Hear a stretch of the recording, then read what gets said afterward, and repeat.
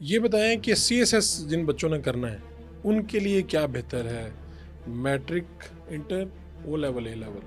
आई think वो level वाले बहुत एक्सेल करेंगे, वजह? इसलिए कि English is a necessary evil in hmm, Pakistan. उन्हें इंग्लिश पे कमांड होती है अच्छी, स्पेशली जो अगर उसके ग्रेड्स अच्छे हैं, क्योंकि उनका जो इंग्लिश के एग्ज़ाम की स्ट्रक्चर आप देखें ना तो बहुत ज़बरदस्त है, मतलब हर सब्जेक्ट में स्ट्रक्चर बड़ा अच्छा है वैसे इंग्लिश। कभी आपने रिजल्ट्स के बाद सीएसएस के ये जायजा लिया है कि ज़्यादा बच्चे कहाँ के थे जो हुए? क्योंकि हम तो जब ये शायद सोशल मीडिया पे ज़्यादा कहानियाँ वो वायरल होती हैं जिसमें पता चलता है जी मैट्रिक सरगोदा से किया था, वो वहाँ के कई कच्चे टाट पे बैठते थे ये, और वो सीएसपी ऑफिसर बन गए।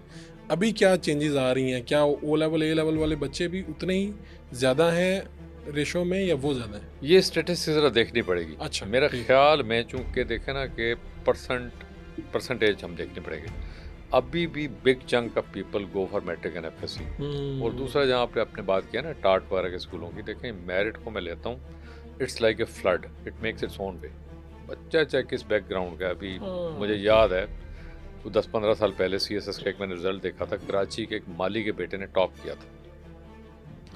वो जो गालिब का शेर है वो आपको समझा देगा ये बात पूरी तरह, कि शौक हर रंग रकीब सरो सामा निकला, हम्म।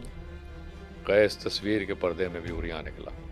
अगर आपका शौक है, आप में जज्बा है, स्पिरिटेड है आप, फिर आप भले किस बैकग्राउंड से आते हैं, हमारा पर्पज़ ये है कि ऐसे लोगों का जिनमें ये कॉन्फिडेंस और स्पिरिट हो, ऐसे लोगों की तादाद और लेवल का सिस्टम बढ़ा सकता है। बड़ा सा। असल चीज़ ये है, एज़ कम्पेयर टू हमारा लोकल सिस्टम, हम उस परसेंटेज में इजाफा कर सकते हैं जिसे कहते हैं spirited students, ambitious candidates, motivated students, वो तादाद ज़्यादा बन जाती है ओवर ए लेवल में। अब इफ्तार साहब एक मसला बहुत बड़ा आ गया। वो मसला ये है कि बहुत से वालिदैन चाहते तो ये हैं कि वो ओ लेवल करवाएं, लेकिन अब वो इतनी फ़ीसें कहाँ से दें? यानी एक बच्चा हमारे जानने वाले वो ओ लेवल कर रहे हैं, हमारे रिश्तेदार ही, तो बच्चे की तकरीबन 1 लाख रुपया उसका ख़र्चा वहाँ पे स्कूल की फ़ीसिस में। और इसी तरह जब वो उसके जो एक पर सब्जेक्ट 20,000 जो हैं ट्यूटर वो डिमांड करते हैं, तो अगर कितने सब्जेक्ट 6 भी लेट से वो पढ़े तो 1,20,000 तो ये हो गया। तो यानी आप यूँ समझें कि बच्चे के खर्चे वर्चे डाल के 2-2.5 लाख में उसकी तालीम के अखराजात होंगे। अब ये आम आदमी कैसे करवाएगा, कैसे अफोर्ड करेगा? हाँ जी, यही मैंने शुरू में अर्ज़ किया था कि affordability is the key issue. और इस वक्त ये इसलिए की इशू बन गया कि इसमें पॉलिटिक्स आ जाएगी खुद ब खुद, कि हम अपनी करेंसी को क्यों नहीं कंट्रोल कर पा रहे पिछले कई सालों से। ठीक है ठीक। ना, मैं अब जिस आप कह रहे ज़माने हैं कि स्टेबिलिटी करेंसी की ना होने की वजह से ये मजीद मज़ीद महंगा हो गया। अनअफोर्डेबल हो जाएगा ना जी। आपने फ़ी यानी पे जब ये करनी है, शुरू हुआ होगा तब तो फिर जो मिडिल क्लास, बड़े आराम से अफ़ोर्ड लोअर करती मिडिल थी। क्लास जी, इवन, जी। वो भी अफोर्ड कर सकती कुछ होगी, लोअर मिडिल क्लास कर सकते थे, बाकी अपर और मिडिल क्लास तो कर ही आराम सकते से थे। कर सकती। 2000 से लेकर ऑनवर्ड अब तक किस ज़माने में सबसे ज़्यादा करेंसी ने डिप्रिशिएट किया over the last 5 6 7 years. I must say कि इसमें बहुत अनस्टेबल हमारी करेंसी हुई है, उसमें वो एक अलग टॉपिक है। उस ये फैक्टर हम नज़रअंदाज नहीं कर सकते। देखें ना, इसमें पेरेंट्स का कोई कसूर नहीं है। वही अगर आप डॉलर आपका आप वापस ले आते हैं 100 रुपीज़ पे, जी 180 जी पे, जी जी। तो तादाद बढ़ जाएगी अफोर्डेबिलिटी की, क्योंकि पाउंड में कन्वर्जन उसकी हो जाएगी ना। तो ये फैक्टर भी हमें सामने रखना पड़ेगा। एक वजह मेजर ये भी है इसकी, मेजर रीज़न ये है कि हमने वो करेंसी में, तो फॉरेन करेंसी में पे करना है, तो वो कंट्रोल में नहीं है, वो तो कंट्रोल में फिर नहीं है। ए लेवल के बाद अब बच्चे के पास ऑप्शंस क्या क्या है? ए लेवल के बाद दुनिया खुली है जी उसके सामने। यहाँ पे है तो 2 साल और लगा के ग्रेजुएशन करके सीएसएस भी कर सकता है। यहाँ पे अगर उसका ओ लेवल का ट्रैक रिकॉर्ड अच्छा है, ए लेवल का अच्छा है, बहुत आराम से ही और she will make way to any engineering medicine institute.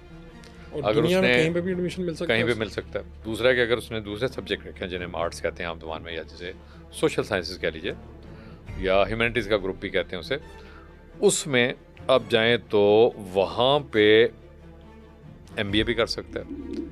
एक आपके यहाँ एसीसीए ऑफर किया जाता जी है, जी जी। चार्टर्ड अकाउंटेंसी की प्रिमिटिव फॉर्म है, कि उससे अगली स्टेज पे सीए होता है। उसमें हमने अनफॉर्चुनेटली जो आपका आई कैप एक इदारा है, I am witness to that, कि मेरे कई स्टूडेंट्स में गए हैं, उन्होंने प्रेजुडिस अप्रोच कर ली थी कि जी आईसीसीए को डिस्करेज करना है, क्यों? सीए वाले को इनकरेज करना है, अच्छा, लोकल इस सिस्टम।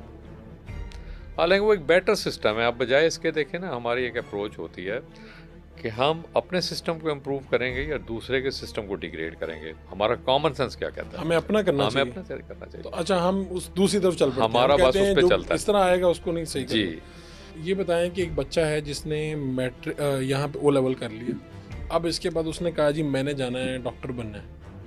तो हमारे तो मैट्रिक करने के बाद बच्चे जाते हैं एफएससी करते हैं, ओ लेवल के बाद भी वो एफएससी में एडमिशन लेगा, और उसको जो गवर्नमेंट कॉलेजेस हैं उनका मेरिट वगैरह को डिफरेंट होता है इनके लिए या एक सा ही होता है? नहीं, इसके लिए गवर्नमेंट ऑफ पाकिस्तान ने एक अच्छा काम किया था कि IBCC नाम से एक बॉडी बनाई थी, उसकी आई थिंक यही है abbreviation, inter board coordination committee, को इस तरह का चीज़ है। ठीक है। इसमें इक्वलेंस सर्टिफिकेट इशू किया जाता है और वो अच्छा हो गया, अब ज़्यादा प्यार अच्छा हो गया कि आपने ओ लेवल किया है तो उसका इक्वलेंस सर्टिफिकेट आपको मैट्रिक की परसेंटेज के हिसाब से मिल जाता है, ठीक और उस बच्चे के लिए कोई लिमिटिंग फैक्टर नहीं है, वो ओ लेवल किया हुआ है जब तो मैट्रिक के बराबर ही होगा। ठीक है। अब यानी ये सवाल इसलिए था, पाकिस्तानी वालदैन के लिए था ये सवाल, जी जी जी कि भाई ये ना हो कि ओ लेवल तो करवा लेंगे, बच्चे के अंदर ये खसूसियात आ जाएं, ये एबिलिटीज़ वो कर ले अचीव, और उसके बाद पता चले कि जी मेडिकल में जाके दाखिला लेना है, तो वहीं पे मसला आ गया कहीं पे।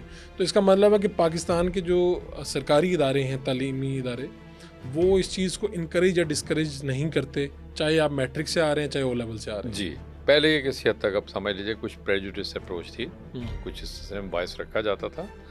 अब शुक्र है अल्लाह का कि वो ए लेवल करके भी बच्चा किंग एडवर्ड मेडिकल कॉलेज में भी जाता है, UAT में भी उसे एडमिशन मिलता है, आपकी आर्म फोर्सेस में भी जा सकता है, उसे कोई प्रॉब्लम नहीं होता अगर उसने अच्छे ग्रेड ले लिए हैं। शर्त यही है कि ग्रेड अच्छा हो उसका। अब मैट्रिक करने के बाद आप ओ लेवल कर सकते हैं? मैट्रिक के बाद तो O level will be a waste of time, लेकिन ए लेवल कर सकते हैं। ओ सॉरी, मैट्रिक जी। के बाद ए लेवल कर ए सकते लेवल हैं, कर सकते हैं क्योंकि बिल्कुल। A level is equal inter. जी इंटर तो मैट्रिक के बाद भी आप कर सकते कर हैं। सकते हैं। और एक और इंटरेस्टिंग बात बताऊं, जी। अगर आपने फॉर एग्जांपल लॉ में जाना है हम्म, तो ए लेवल में एक सब्जेक्ट है लॉ, जी बड़ा मजे का ब्रिटिश लॉ पढ़ाया जाता है, वो मैंने कुछ ऐसा पढ़ाया है, बहुत ही इंटरेस्टिंग सब्जेक्ट है। ठीक है। वो लॉ पढ़ना ज़रूरी नहीं है LLB करने के लिए, आप ए लेवल करके आपने ग्रेजुएशन में जाना है। असल में जो गवर्नमेंट ऑफ पाकिस्तान को सोचना इस पर चाहिए कि एक बच्चा जो ए लेवल कर चुका है वो ऑलरेडी माशाल्लाह आपकी ग्रेजुएशन लेवल की टक्कर का है, वो सब साबित भी कर सकता है, आप उसे एग्ज़ाम में बिठा के देख लें। हमें कोई ऐसी पॉलिसी स्ट्रक्चर बनानी चाहिए कि ए लेवल के बच्चों को या तो ग्रेजुएशन के करीब, ग्रेजुएशन के इक्वलेंट समझ लिया जाए पाकिस्तान में। एक तो उसकी एज भी बचेगी, अगर उसने CSS करना है, उसकी इंग्लिश बड़ी अच्छी है, अगर उसने किसी और फील्ड में जाना है तो वो तो ऑलरेडी क्वालिफाई कर चुका है। या पाकिस्तानी गवर्नमेंट ये करे कि जो हमारा एग्जिस्टिंग एजुकेशन सिस्टम है इसका ग्रेजुएशन का, उससे इतना इन्हांस कर दें कि ए लेवल वाले बच्चे को लगे कि वाकई मैं कोई नई चीज़ कर रहा हूँ। अच्छा, यानी BA BSc की मैं बात कर रहा हूँ, सिंपल BA ठीक BSc। ठीक है।